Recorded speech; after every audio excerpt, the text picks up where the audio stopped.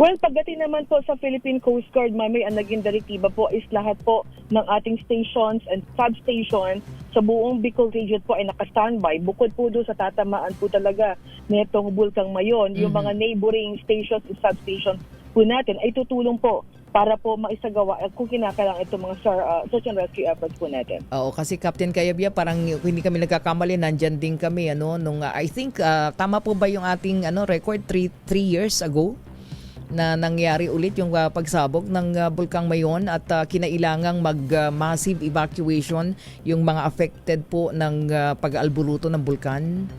Yes, tama po kayo, Mami. Kaya nabanggit niyo po kanina, no? Atin pong nire-remind yung ating po mga kababayan na talagang sumunod po sa mga lokal na direktiba, lalo na po kung kailangan po magsagawa ng mga evacuations. At yun po talagang kinakailangan po natin para maiwasan po yung anumang insidente at panganib po natin pagputok ng Bulkang Mayon. Kasi yung unang latag niyan, syempre kasama pa rin po ang team ng DRG sa mga evacuation na activities na gagawin.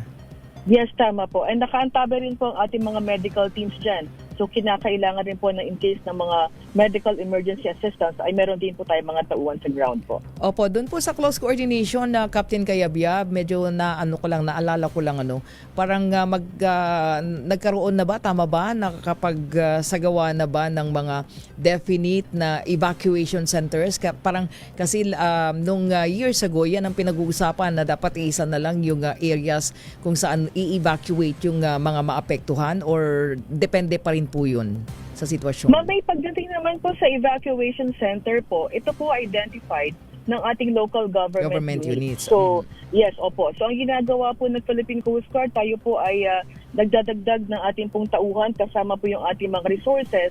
Pero definitely po, Mami, we always get the instruction po sa ating PDRRMO para ma-utilize po talaga lahat ng mga resources ng iba't ibang ahensya. Ayun, at syempre kasama ninyo sa always monitoring din yung other tama nga, yung LG or the PDRRMO, no?